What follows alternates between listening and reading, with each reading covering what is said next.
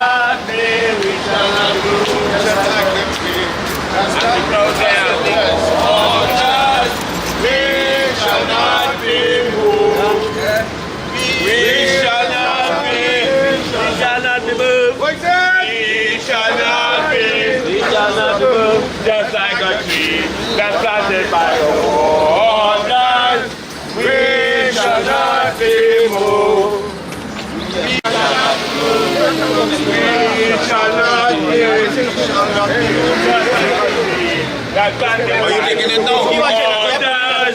We shall not be moved. I breathe normal.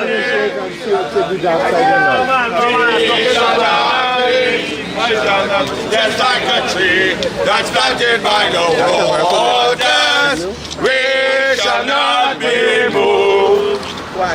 We shall not be. We shall not be moved. We shall not be. We shall not be moved. Just like a tree that's planted by the waters, we shall not be moved. We shall not be. We shall not be moved. Oh yes, we shall not be. I want you watching the shot. That's planted by the waters. We shall not be moved. It's not that We shall not be. We shall not be moved. We shall not be. We shall not be moved. Just like a tree that's planted by the waters. Just like a tree that's planted by the waters.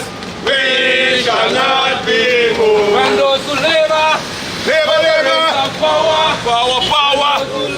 Hold the range of power.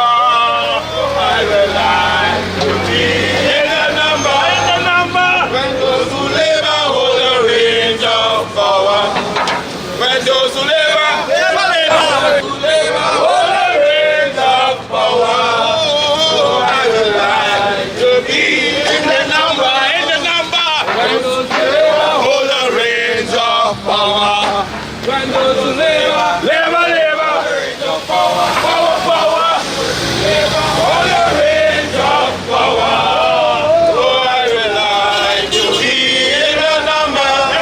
When those who labor hold the range of power. Oh, yeah. when those who labor, Hold the range of power. when those who labor, Hold the range of power. I will like to be in the number. Labor hold the range of power.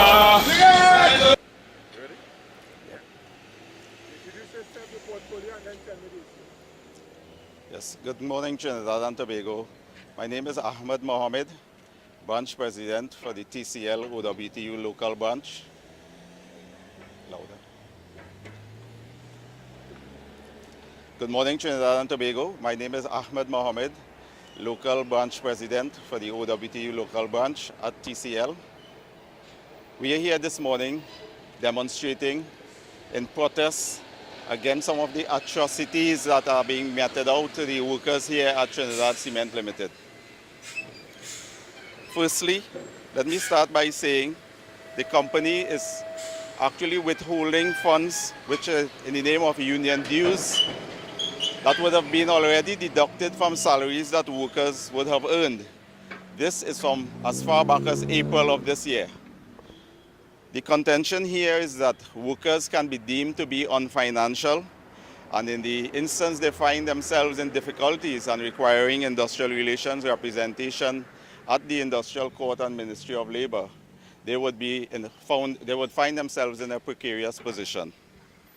Additional to that, there are a number of other issues that are prevailing at this point in time here at Trinidad Cement Limited. Firstly, we have the prevalence of workplace bullying, where workers are being forced, and of course this against the backdrop of the impending threat of 80 to 100 workers being sent home in what the company deems really a necessary act of staff reduction or headcount reduction. So against that backdrop, workers are being threatened or intimidated in that if you want to keep your jobs, you do 2 and 3 people's jobs really. So here you also have the unilateral variation of terms and conditions of employment. The bullying is actually reaching as far as into the homes of people, of workers, where they are being told that they need to have their phones on loud, they need to have their phones next to their ears while they sleep. And these type of onerous and absurd type instructions and directives from the management of Trinidad Cement Limited.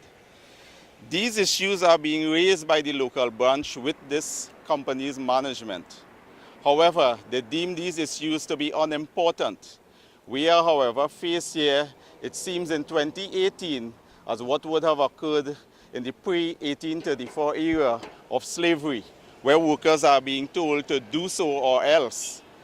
Imagine in 2018, workers are being threatened with disciplinary action and being threatened and told, if you are not interested in working here at TCL, then you could go and look for a job at the banks. These type of behavior, this workplace bullying, will not be tolerated here by any local employer or multinational. We are a free country. We and our forefathers would have built Trinidad and Tobago, and we would have built this company to what it has become today. It is on the backs of workers that Trinidad Cement Limited has become what it is today, has become as efficient as it is today. And it is not because of any foreign intervention as such. We want to also add that the exercise of retrenchment has been bluntly refused and rejected by the union. In fact, our leader, who leads our negotiating team, Comrade Ansel Roger, has stated very clearly that the company can pursue such acts by themselves. However, if they are interested in working collaboratively with this union, we would pursue candidly, transparently, and objectively the restructuring of our company, which we have intimate knowledge from every level, from the quarry all the way down to the export line at the jetty. Thank you. So those workers that they want to retrench will come from where?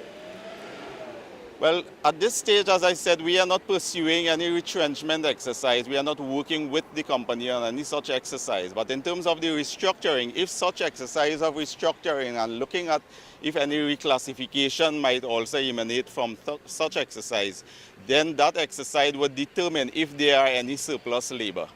But in the interim, pursuing such exercise would actually identify any openings or vacancies, and then when we ensure that we have adequate staffing to fill all of the positions to ensure the efficient and proper operation of this company's operations, then we would have identified if there are any surplus labor.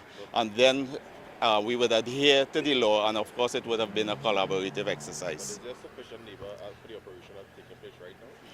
Well, at the moment, there are a number of vacancies. There may be some areas, but we would not have pursued that exercise thus far. And we have been urging the company since last September, when they first came to us, that we need to do this thing candidly and objectively.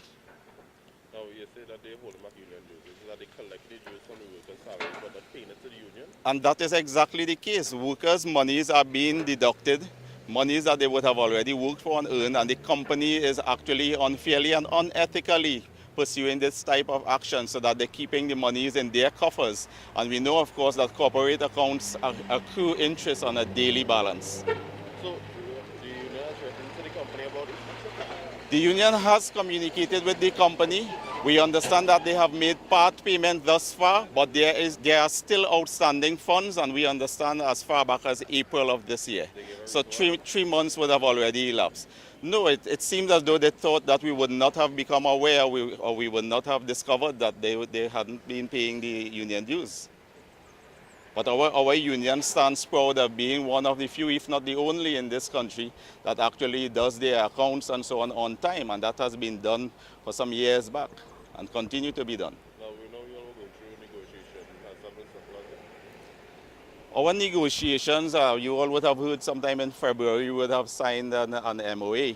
That would have been done really for the 2009 to 2014 period. The 2015 to 17 period remains outstanding and yet to be pursued.